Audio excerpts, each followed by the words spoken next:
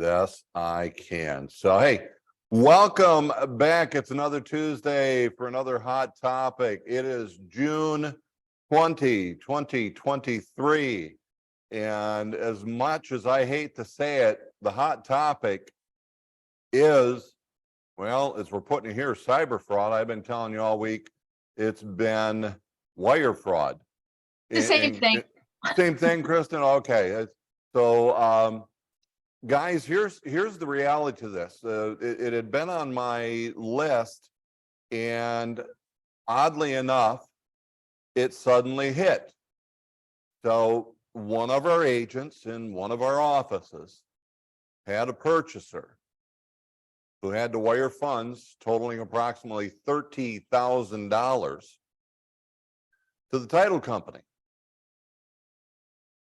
And with the way things work, and Krista's going to explain all of this, somebody intercepted an email, changed the account. The buyer sent it to the new number unknowingly. Obviously, it never arrived at the title company, and that $30,000. So, guys, it finally hit home where one of ours actually got hit. And that's why it's like Krista came along at the proper timing. So I am going to simply now, with that little introduction, turn it over to Krista Christensen, who is with us today from Fidelity National Title. And so Krista, you are the expert today. We'll let you run through this presentation and see what kind of questions may come up for you. It's all yours. Thank you very much. I appreciate it. So just a little background on me, I manage Fidelity National Financial, so the parent company's cyber and wire fraud strategies department, and I have for 7 years now.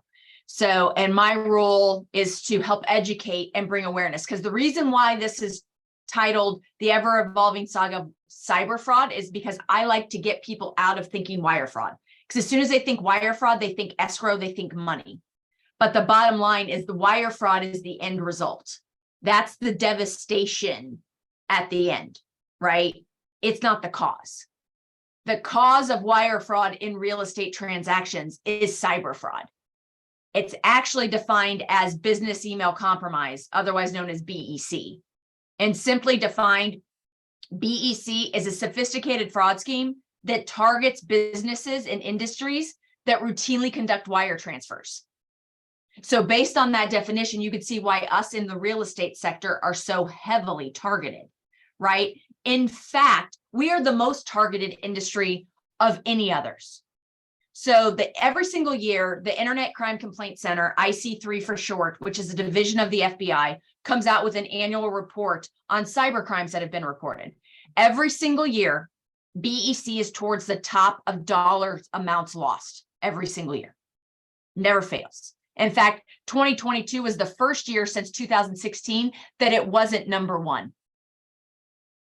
Okay, so, but it's never been number one on the most reported amount of cyber crimes. So that what that tells us is the fraudsters are getting more bang for their buck every single time they have a successful BEC issue, right?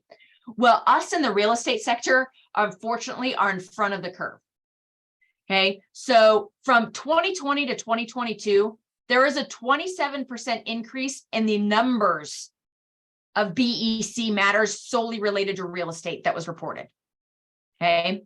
Unfortunately, that 27% increase of reported matters resulted in a 72% increase in losses within the real estate sector in the same time period. And there's a couple reasons for it. One is because even in a down market, people are always buying and selling property. It's not going away, right?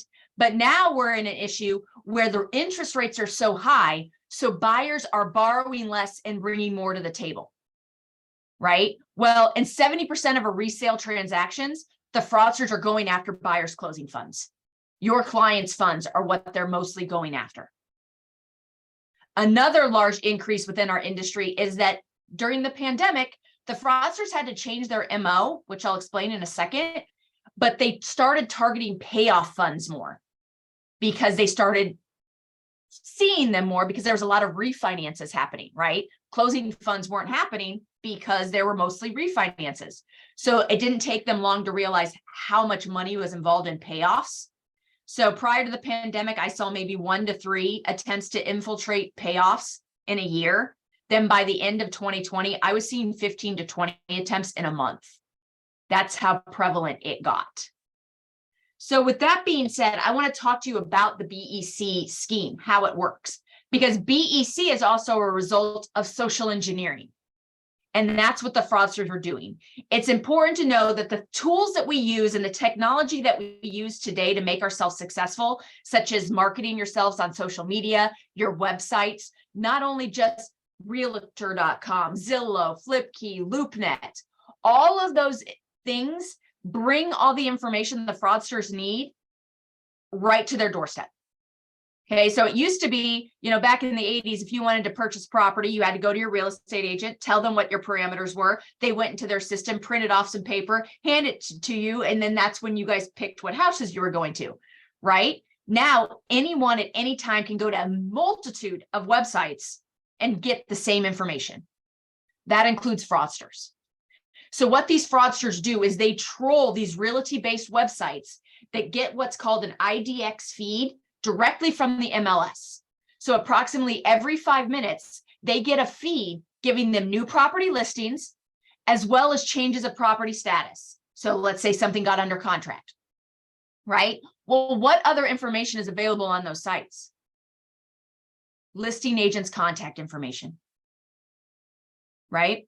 Not to mention, if you go to Zillow, people market themselves like crazy on those sites now, right? You'll see a couple property listings and you'll see a mortgage broker, you'll see a law firm, you'll see a real estate firm, all marketing within those sites, right?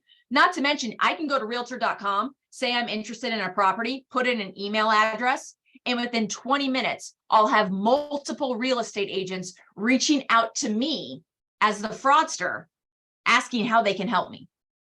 So now I have live targets, okay? And these live targets are then researched by the fraudsters. They'll go to your social media presence, which if you market yourself that way is open to the public, because that's the whole goal, is to get more customers, right? Your company websites, so they can see what organizations you're affiliated with. They can see about you, right? And then what they'll do is they'll do what's called a spear phishing attack. It's a targeted attack that's going directly at you, and it's going to use some information that they gleaned from that internet search to try and get you to click on a link or open an attachment within the email that they've sent. And as soon as you click on that link or open that attachment, they have gained access into your email account. It is that simple. Both are embedded with malware. Okay. And once they have access into your email account, they sit like a spider in the corner and they learn information about every single transaction you are involved in. Everyone involved, what their roles are, right? And then they determine who the victim is going to be. Then they start impersonating transaction participants and sending communications to the victim, getting them to engage in communication. Once they've had that engagement, they send fraudulent wire instructions similar to what it was explained earlier, right? Attempting to change the wire instructions for a variety of reasons, right? And they pressure your client, the victim, to wire funds. And then they seek immediate confirmation when those funds have been wired. And as soon as they've got that confirmation, they start siphoning funds from what's called a mule bank account. That's where the funds were sent. And they start transferring them to other accounts through a variety of manners. And once that siphoning has started, which can happen within hours of that wire being sent, there is little to no chance of recovery. The wires go too fast to stop within the legal threshold. Takes about 72 hours, 48 to 72 hours to get a temporary restraining order filed against the account in question. I've seen hundreds of thousands of dollars gone within hours of a wire being sent. In fact, a $7 million wire that was diverted last week, 4 million was transferred out within 2 hours. That's how fast the fraudsters are. Okay. So while we have this targeted attack, The fraudsters are also using just generic phishing to get access into real estate transactions. It's important to remember that all your contact information is out there and available for the fraudsters to get. It's very easy. So what they do is they send mass emails similar to what you're looking at right now that purports to be a known industry leader within the real estate sector. Okay, for a while there at the end of 2022, it was actually a lot of United Wholesale Mortgage was the email that they were impersonating, and First American Title. But it could be anyone within the industry because they're banking on the goodwill of that company, right? But there's a couple clues about these phishing emails. One, the from and the to are normally always the exact same person. So whenever you see that, that's a sign that it's a mass email sending and they've actually blind copied all the actual recipients. Two, the person you're getting the email from, you will not know because they don't exist, right? They're completely made up, completely fake. The email address that it comes from will not be associated. This claims to be from Fidelity National Title. However, Salis Financial is in no way related to Fidelity National Title, right? It just gets a little bit harder to recognize when you're using this as your basis for communication, because the only thing you're going to see is a person's name, and then you're going to see the Fidelity National Title logo on the bottom, right? So another clue within the email itself is that it's highly generic. They just use industry-related terms. They won't use a specific order number, specific property, nothing. Their whole goal is to get you to click a link or open an attachment. It's the same goal. The thing to remember about all social engineering schemes is the goal is to make the recipient take action quickly. So if you remember nothing else at the end of this, remember question first, act second. And you question by picking up the phone and using a known trusted phone number to call the purported sender, the person who's asking you to take particular actions, and verify that the information in the request is valid before doing anything. Okay, Alexander Graham Bell created something back in 1876, and by gosh, it still works today, right? We just have to be willing to use it. All right. So another thing that the fraudsters are doing, and this makes their lives a lot easier, is they're using the email rules within our email system. Doesn't matter which type of email provider you use, it has a rule system. There's just some limitations on it. One, you cannot access your email rule system through that app on your smart device that you use to regularly read your email accounts.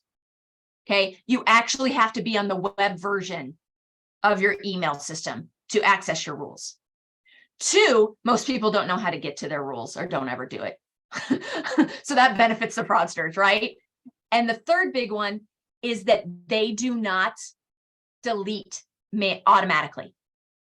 So most of the time when people are notified of a compromised situation, the only thing they do is what? Change their passwords, right? Not saying that that's a bad thing to do. Everyone should do it. The problem is the fraudsters have gone into your email account, you're the source of compromise, and they've set up auto forwards that auto forward all incoming and outgoing email in and out of your system to another email account that they have complete control over. Changing your password isn't enough to delete that rule. It is still completely active. So what I recommend you do is set up a task to regularly check your email accounts and make sure that there's no email rules that you did not set up yourself. Okay, do this for both your personal accounts and your business accounts. Okay, make sure that you aren't unknowingly providing the fraudsters a complete window into your system and your communications. And if you do see something there that you don't recognize, it should be immediately deleted. And then pick up the phone, call everyone that you're currently doing business with and say, hey, there may be an email compromise situation. Let's think about how we can move forward as safely as possible for everyone involved. Okay. The main vehicle that the fraudsters use in this scheme is spoofed emails. I equate spoofed emails to imitation handbags. They look a lot like the real thing. There's just some slight variations, right? And the better the spoof, the harder it is to recognize. This is an example of one here. The fraudsters try to control communications. So they'll create multiple spoofed emails for multiple parties. And the only legitimate email on the thread will be who they're trying to target, who the victim is, right? And that way they know human tendency. If that person has a question and they see that everyone's copied in on the email, how are they going to respond to the email? They're going to hit reply all, right? And now the fraudster is the one responding to whatever their question is. So that's how they can direct the communication and direct action. Here's another example of one, which is a more sophisticated spoofing scheme, right? You can't even tell by visual looking at it that upper left corner did not come from my email address. This is a header spoof. It's a more complicated spoofing scheme where they're doing more than just impersonating someone. They're hiding the actual originating email addresses from you. So spoofing has gotten more complex. It is harder to detect. One way for you all, especially since a lot of times you guys are out and about, right? One better way for you to respond to emails that you receive is to stop using reply and reply all. Just stop. Hit forward. Type back in the contact information of the people that you are calling. First off, they should be saved in your contacts already, right? But then that way you can really ensure when you hit forward that you're communicating with who you mean to communicate with, and you're not responding back to a fraudster. Okay. So if that's not enough, we can no longer even trust caller ID. There are apps available for all smart devices at any time. I could call any of you, and it could be anyone's name and anyone's number that shows up. I can even change my voice from female to male as needed. Okay, so think about the ramifications of that in a real estate transaction where the likelihood of your buyer client recognizing the escrow officer's voice is pretty much non-existent, right? So all of a sudden your buyer receives a phone call that says ABC Escrow Company on it. It says a phone number that they recognize. They could even look it up and it'll show that it's the same number, right? And it's a person calling and saying, look, we're having banking issues. Due to those banking issues, we need to change what account you wire the funds to. So while we're on the phone, I'm going to email you new wire instructions. Because remember, they've been in someone's email account. They know everyone's contact information, right? So they wire them they email them these updated wire instructions. They verbally confirm them when they're on the phone. And then they say, hey, and due to these banking issues, our wires are getting held up. So we need you to wire the funds immediately. And this is normally done a week and a half before you're even contemplating closing. Right? And then all of a sudden, no one knows about it because the buyer doesn't say anything, thinks it's legitimate because the caller ID says it is. Right? And they wire the funds to this new account. They go to closing, say, hey, where are your closing funds? Remember, I wired them a week and a half ago pursuant to our conversation. And by that point, it's too late. That money's gone. Okay. So that scheme, what I'm saying there, uses caller ID spoofing, but that's also an example of vishing. So I mentioned phishing, which is the email mass sending, right?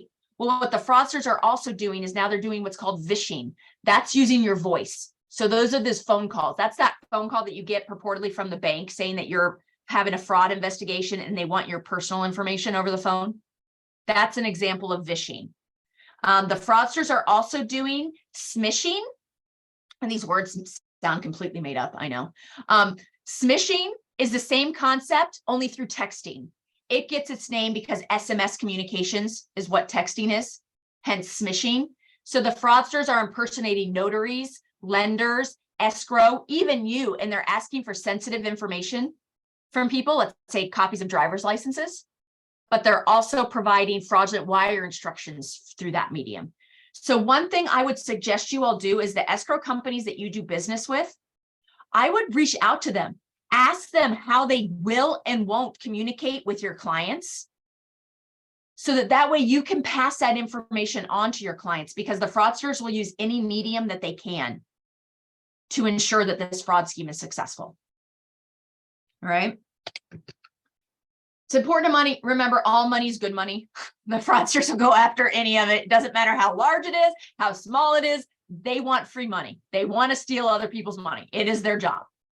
Okay. So one thing to remind yourself is you guys, sounds like you guys have been lucky. You guys haven't really been involved with many of these.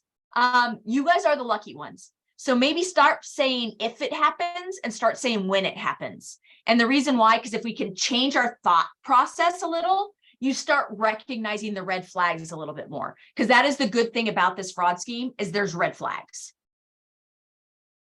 Okay. And some of the red flags is this changing of bank information. The fraudsters always do it. And it's important for you to remember that whatever company you are doing business with, who's ever handling your escrow on behalf of your clients, they are never going to change bank information in the middle of a transaction. So flat out remind your clients of that every opportunity that you have.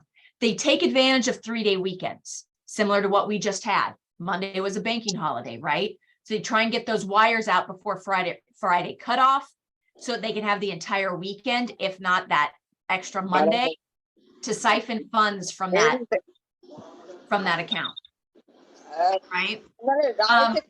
Oh, can we mute her? No. Significant grammatical issues, right? There are lots of punctuation marks missing. I always joke, if you see the word kindly in the body of an email, it more than likely is fraud, because it's not something that we typically use every day in our email communications. However, most of the fraudsters who are drafting this email, English is not their first language, right? But they really try and pressure your clients to do things immediately. And this is an example of that. So this email here, an email was sent to the buyer asking for closing funds to be sent in the form of a wire, and it needed to be sent that day. Otherwise, there was going to be a closing delay. Well, unbeknownst the day before with the escrow officer, and they determined that they were going to bring in a cashier's check for their closing funds. So as soon as the buyer got that first email impersonating the escrow officer demanding a wire, they sent a response back, hit reply, like we all do, right? And said, well, I thought I was bringing in a cashier's check. Then this is what the fraudster responded back with. The whole trifecta, all caps, bold, underlined, right? The whole yelling through email thing, right? Wire and only a wire. Now, when our buyer got this, they picked up the phone, called us and said, what is going on here? I'm mad, you know, and then all of a sudden the fraud scheme was discovered, and no harm, no foul, right? But imagine if that conversation wouldn't have happened the day before, how easy it would have been to be duped into this, right? So that's what your clients are seeing. Now, this here is an email you guys might see. This typically, when you see an email like this, it tends to imply that the seller side is the source of compromise, and the fraudsters are doing a phishing expedition trying to get the buyer's contact information. So they impersonate escrow, send you an email just asking for contact information. And let's be honest, we are a customer service business, so you don't even think twice about responding to it. You don't recognize that it's an improper email account, right? But then what responding to that does is lead to this email right here. That's once again impersonating an escrow officer, but this time it's not to you, it's to your buyer client. And it looks extremely legitimate. It gives enough of the details. Everyone knew that there was the closing on Friday, right? So this is what it looks like. It's very conversational, right? And most of the time the buyers get sucked in. Here's another example where they're impersonating you guys. And in this case, they realize longer emails tend to be more believable because people don't think that fraudsters are going to create that much of a fake email address, email. So they also use quotation marks because then it gets people to go into that. But this is how believable it is, although that second paragraph always makes me laugh. I am busy with anchoring a realty meeting with our agents most of today. I don't know who talks like that or who writes like that. Right? So there are red flags, but the thing to remember about social engineering is one of the reasons why they're so successful is we skim emails, right? Especially in a real estate transaction where we're expecting particular communications from a particular party at a particular time. We're like, we've been here before. We've done this. We know what's going on. So we tend to overlook the red flags through our skimming mechanism. Okay. So then the buyer follows up. Hey, do I use the same account? I tried to call, no one answered. I just want to do a cashier's check.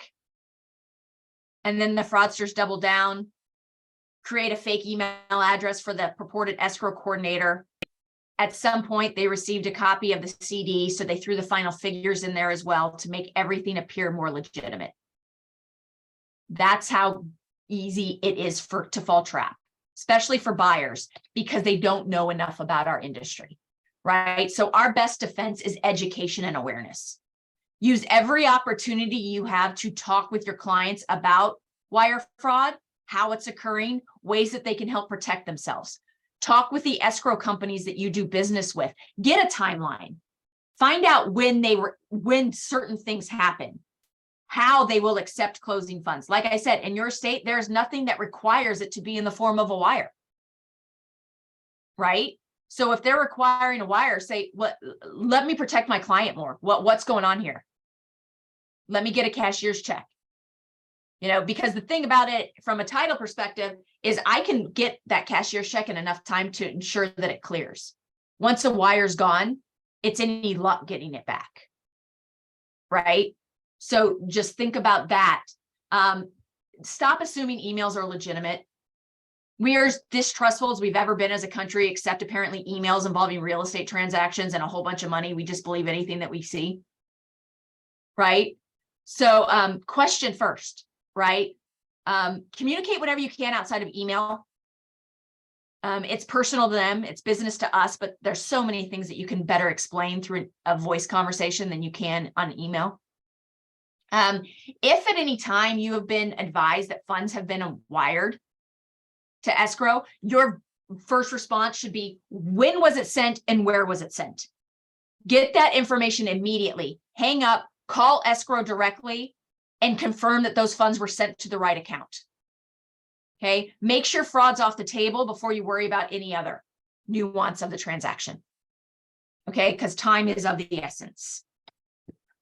Here are some suggestions that cyber experts have done. I'm not going to go through all of them because we're short on time here, but just big one is no one should be wiring funds without picking up the phone using a known trusted phone number that has been confirmed outside of electronic communication as belonging to the party that you're trying to confirm the information with, and call them and verify all banking information before any wires are sent. That's bottom line. That needs to be the system and trade of anyone wiring funds in a real estate transaction. So the more you can communicate that with your clients and just put it on them any chance you can, because if I tell you, if you say it once, they're going to forget it. They have so many other things going on in their mind. They're pressured. They're stressed, right? So the more you can bring it up to them, the better. And that's how we can all work together, because this is an industry issue, right? We use the In Here platform which is a digital opening package for our residential transactions. One nice thing about this from a wire fraud perspective is that wire instructions are never emailed to your client through this portal. In fact, it's something that they log into and they pull up, and then they can then download it themselves. So that's just a reminder. It's an absolute, right? So if you're using the In Here, if the transaction involves In Here, you could tell your client straight up, Fidelity National is never going to email you wire instructions, and neither am I. You're going to get it through their In Here portal, right? So if you ever receive an email with wire instructions, that's your first clue that something's wrong. It's one of the very few absolutes that we have, right? I want to remind you to check your IT.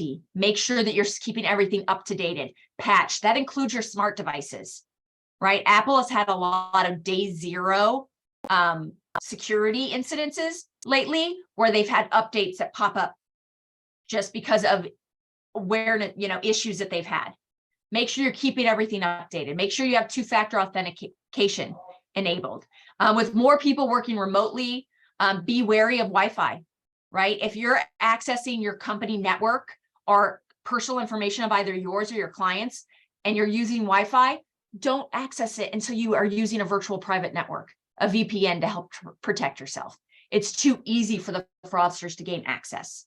I want to remind you that anyone can be held liable and everyone's being brought into litigations.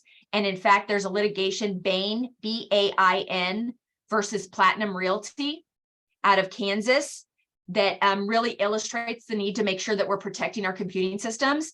In that case, the buyer received an email from the listing agent with instructions, wire instructions for the title company. The buyer relied on those instructions and wired $197,000 out. By the time the fraud was discovered, all the money was gone. So buyer filed suit against everyone involved. Everyone except for the real estate agent and her firm settled, right? It went to a jury trial. During the discovery process, it was found out that the real estate agent was in fact the source of compromise, right? Based on that, the real estate agent and her firm were held 85% liable for the buyer's loss and were ordered to pay $167,000. Okay, so this is what I mean about this being an industry issue. Okay, last but not least, if the worst does happen and a diversion does occur, it's important to remember time is of the essence, right? That victim needs to immediately go to their bank account, back to their banking institution, and issue a recall due to fraud. And that's the very first important step. While they're talking to their banking institution, they can reach out to the receiving bank and request a freeze of that recipient account pending that recall request. Okay, notify the transaction participants of the issue. Everyone involved in the transaction should have a security review done on their email accounts, right? And then the victim needs to report this to the authorities, regardless of the amount. I'm not going to lie. If it's not over $1 million, the FBI is not going to take immediate action from a litigation standpoint, right? It doesn't mean that they aren't investigating it. And so they want you to report it to the ic3.gov website. What it is, it's an online complaint center, and think of it more as an intake system. So you put everything in, and as soon as you hit submit, it goes to a FBI field office, and they look at the parameters, look at everything, and then push it off to the appropriate field services. And they also have a recovery asset team, the acronym of RAT, which is like the worst acronym for an FBI like organization I can think of, right? But what they do is they kind of talk to the banks. So they're doing a lot of background stuff, but the problem is the victim doesn't know any of this is happening because they aren't good on customer service, right?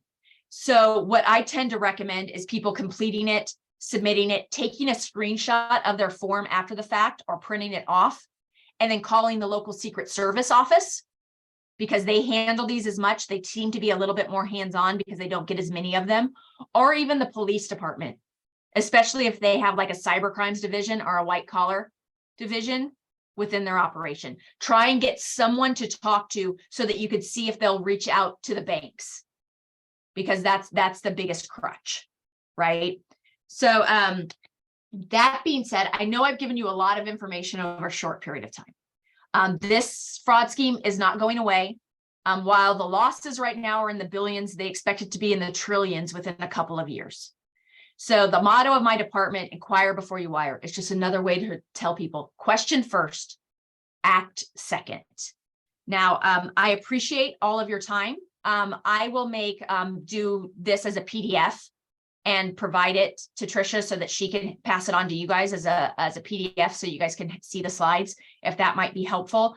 There's also a most recent public service announcement that the FBI just actually did earlier this month that I will provide as well to you, because it just talks about some stats of the real estate sector and BEC. Other than that, are there any questions at all? One that came to me on this one was email. Is there a better email to have other than, say, a Google or whatever MSN provides?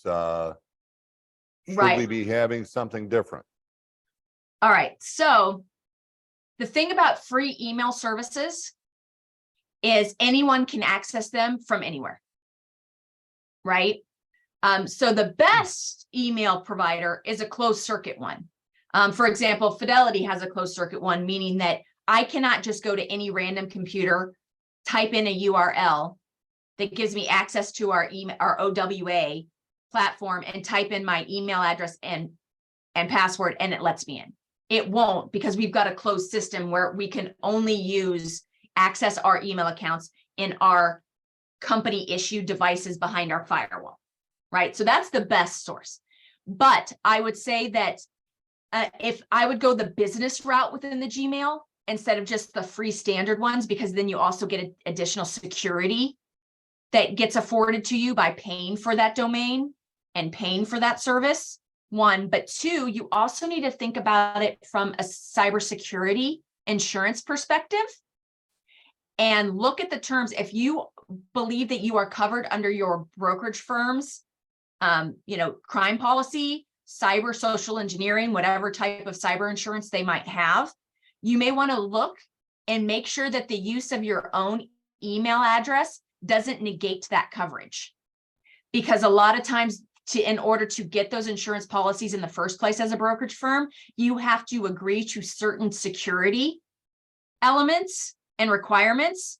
And so they enforce those on their brokerage email accounts that come from them, right?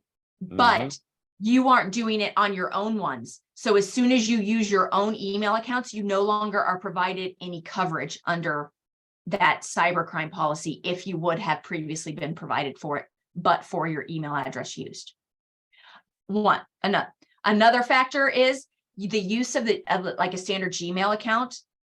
It's easier to impersonate you because then people aren't looking for a designated email domain in their communications. They're seeing Gmail, so it's easier for them to overlook and just miss the fact that they're not communicating with you. Great. Well, guys, we're actually over time, and I want to respect Krista's time. So is there another question that might have come out that came through her presentation here?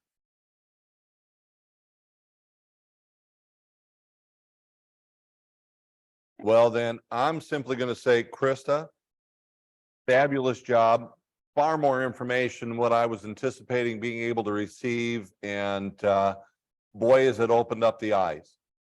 So thank you for your expertise and volunteering to come in and talk with our group. We absolutely appreciate you. And we'll get this out there and run it from there. So thank you for sending along the PDF of your presentation. And again, thank you for your time. So guys, there's another wrap up on a hot topic. Have a great day, everyone. We'll see you guys. Thank you again.